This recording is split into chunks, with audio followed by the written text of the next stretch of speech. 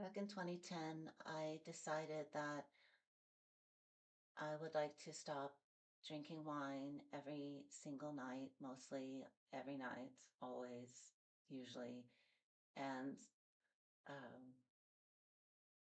I didn't think there was anything not right with it.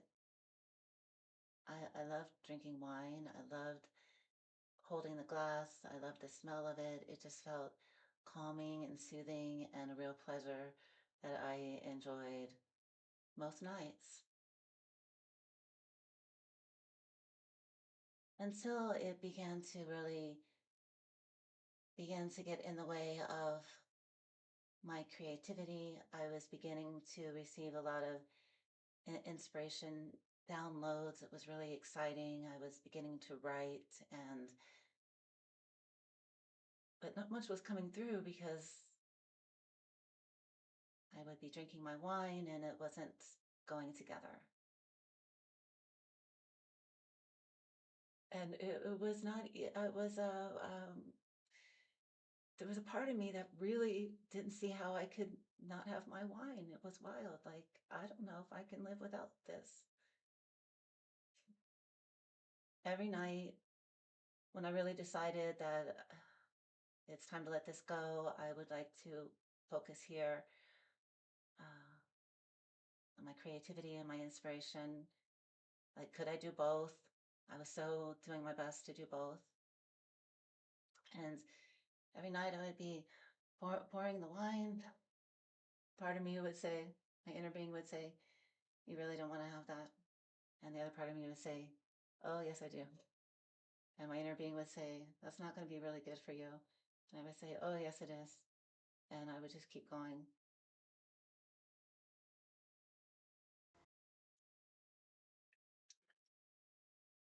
I had learned clearing work by this time, and a lot was coming up, and I was doing my process of the breath work and clearing out that energy. However, there were so many layers of it.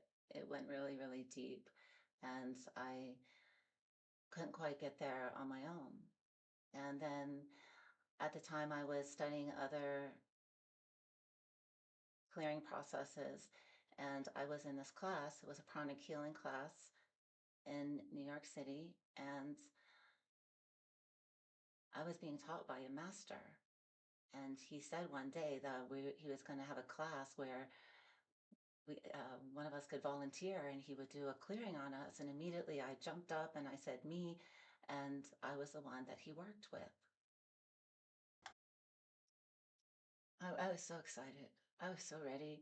And I just sensed that this was going to do it for me, that I would be free from this, what I called it, a distracting habit. It was a distracting habit, keeping me from myself, my creativity, and all of this things. So, um, so he brings me up in front of the class, and I don't even remember what he said exactly or what he did. I did learn this process of pranic healing. However, it really is something that one that keeps doing it really becomes a master. I didn't go that far with it. um, all I remember is feeling that it felt like he pulled an energy from me, and I felt it in my body clear, and um, it really felt like it was gone. And I went some time, I think it was a few days, where I didn't feel that desire to have the wine, and then it came back. And I was drinking again in the evening.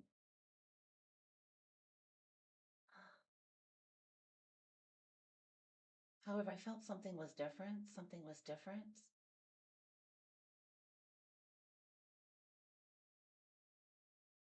And then one day it was like something within me picked me up and took me to my computer where in my room in New York City where I was living at the time and sat me down and I pulled up a Word document on my computer and I had a glass of red wine next to me and I began having a conversation between myself and the wine. Somewhere I have that conversation that I wrote between myself and the wine, and I'm not sure where it is in this moment. I don't remember all the words that I wrote.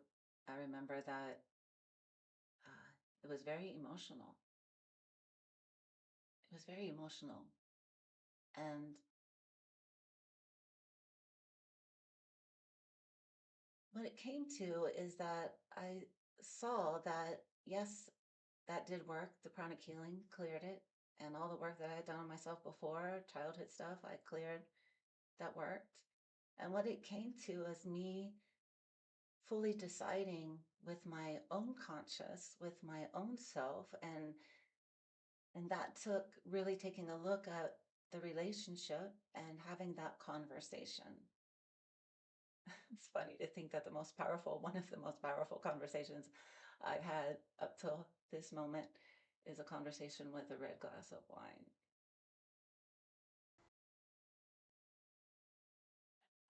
A conversation between me and the wine really showed me on a deep level that the exchange wasn't even, the exchange wasn't good. It wasn't doing much of anything good for me, if anything good at all. And at that point, really, it was nothing but holding me back from my creativity, my inspiration. And so I'm about complete with this, writing this, having this conversation with me and the wine. And then Carl comes knocking on my door and he said, "Hey, the neighbors just invited us over for a glass of wine." Said, "Oh, so good. I'm going to go out with a bang here." I went and with our friends and had some more wine. And I remember telling our neighbor, this is the last time I'm doing this. I just had this conversation with the wine and it's not doing anything good for me. So this is my last hurrah, so to speak, on this. And he listened and thought that was really cool. The next day, when I got up and tuned in, it was gone. Like I had no desire whatsoever for wine. It was gone. It was completely gone. And that seemed like a real um, miracle at the time. So I'm telling this story because I see that it's a similar thing happening with me presently here on the speaking. Only instead of giving something up, I'm being called to do something. And the thing that I'm being called to give up is to stop holding myself back from speaking. That's the thing to give up, is to stop holding myself back from speaking. And and that's why I'm being guided to do these 30 videos, just to talk with myself like this and do this as quickly as I can. It's having this conversation with myself, letting these words be heard, letting my inner being say what she would like to say. And this is moving me through this. Yes, I feel it.